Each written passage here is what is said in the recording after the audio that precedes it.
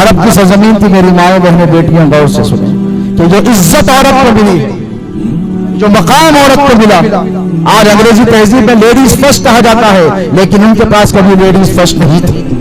میں توجہ اور ذمہ داری سے آپ کو ایک بات کہوں گا کہ جو مقدس مقام اسلام نے عورت کو دیا، with due respect to all religions، میں ایک بات کہوں گا کہ اللہ کے رسول صلی اللہ علیہ وسلم جو تمام کائنات میں عالمین میں سب سے افضل و اعلیٰ و عرفہ ہے، انہوں نے کیا ارشاد فرمایا کہ جنت کہاں پر ہے؟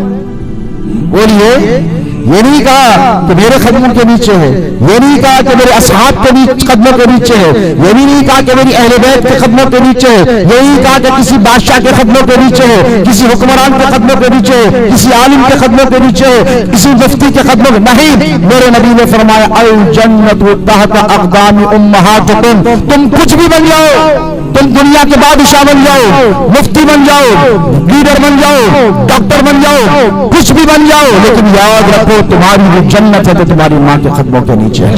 سبحان اللہ سبحان اللہ۔ اتنا پوتر مقام دیا ہے میرے نبی رحمت صلی اللہ علیہ وسلم نے عورت کو۔ اور جب میرے نبی پیدا ہوئے تو عرب میں، آج عرب تہذیب تمدن کا گہوارہ مانا جاتا ہے، لیکن آپ کو پتا ہے کہ عرب میں کیا ہوتا تھا جب بچی پیدا ہوتی، ہر ملک میں، ایسے عرب نہیں کہتا، ہر جگہ پہ عورت ذات پر ظلم کیا جاتا تھا۔ عرب کی سرزمین پر بچی پیدا ہوتی، عورت بیٹی پیدا ہوتی تو زندہ اسے دفن کر دیا جاتا، مجھے بولیے، زندہ اسے دفن کر دیا جاتا تھا۔ ایک صحابی رسول جنہوں نے بعد میں دہیا قلبی روایات میں نام آتا ہے، اسلام قبول کر لیا، رسول اللہ کی بارگاہ میں خطبہ آئے اور رونے لگے، اتنا روئے کہ پوری داڑھی ان کی پھک گئی۔ اور یہ وہی دہیا قلبی ہیں جن کے بارے میں آتا ہے کہ جو آرک اینجل جبرائیل، یعنی جبرائیل علیہ السلام جب زمین پر آتے تو ان کی شکل اختیار کر آتے۔ دیکھیے ان کا پاسٹ کیسا تھا، ذرا دیکھیے آپ۔ ایک مرتبہ بیٹھے رسول اللہ کی بارگاہ میں رونے لگے، بہت رویا۔ کہا کیا ہو گیا، کیوں روتا ہے؟ تو کہا یا رسول اللہ مجھ سے بہت بڑا جرم ہوا ہے۔ تو کہا اسلام سے پہلے اللہ نے معاف کر دیا۔ تو دیکھیے میرے سے سنیے تو صحیح آپ، میں سنانا چاہتا ہوں، اپنے جرم کا اعتراف کرنا چاہتا ہوں۔ I want to confess my crime right in front of you۔ حضور نے کہا بول کیا قصہ ہے؟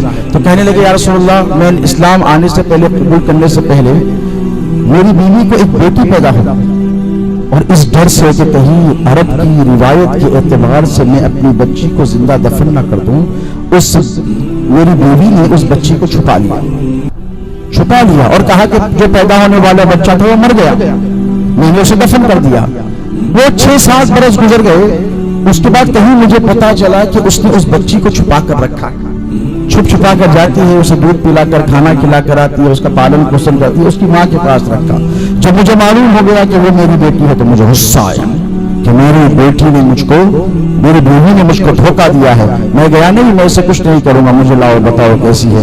میں گیا، اسے سینے سے لگایا، بڑے پیار بڑی باتیں کر کر اس کو لے کر گیا، لیکن مجبور تھا۔ جیسے ہندوستان میں آزادی سے پہلے ستی کا رواج، ڈاکٹر BR امبیڈکر، بابا راؤ امبیڈکر صاحب نے سب سے پہلے اس کے خلاف آواز اٹھائی تھی کہ ستی ایکٹ کو ابولش کیا گیا تھا، بولیے کہ نہیں؟ تو ویسے ہی وہاں پر عرب میں بھی یہ طریقہ تھا۔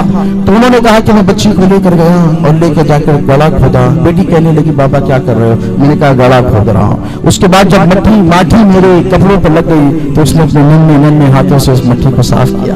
میں نے کیا کیا، اسے زمین کے اندر اتار دیا۔ تو کہا بابا آپ کیا کر رہے ہیں؟ وہ میری داڑھی کو صاف کرنے لگی، میرے کپڑوں کو صاف کرنے لگی۔ اس کا پیار، اس کی محبت اپنی جگہ، لیکن میرا کروھ، میرا آکروش اور میرا غصہ اپنی جگہ۔ میں اسے جب دفن کرنے لگا تو وہ چلانے لگی، باہر آنے لگی، میں نے اس کے سر پر مارا، وہ بے ہوش ہو گئی، میں نے مٹی ڈالی، وہ مر گئی، رونے لگی۔ تو اللہ کے رسول صلی اللہ علیہ وسلم نے فرمایا دامن پکڑ کر جھنجھوڑ کر کہ تیری اتنی ہمت کیسا؟ تو کہا یا رسول اللہ کیا کریں، آپ کے آنے سے پہلے عورتوں کے ساتھ یہی ہوتا تھا۔ یا رسول اللہ کیا کریں، آپ کے آنے سے پہلے بچیوں کے ساتھ یہی ہوتا تھا، لیکن اے اللہ کے رسول جب آپ پیدا ہوئے، جب آپ دنیا میں آئے تو آپ نے ہمیں بتایا کہ عورت کا کیا مقام۔ آج ہم اپنے سر کا تاج بنائے اسے پھرتے ہیں، آج ہم اپنی ماں کے قدموں میں لوٹتے ہیں، اپنی بیٹیوں کو سینے سے لگاتے ہیں، اپنی بیویوں کو عزت دیتے ہیں۔ یا رسول اللہ یہ سب آپ کی نسبت کا صدقہ اور تصدق ہے۔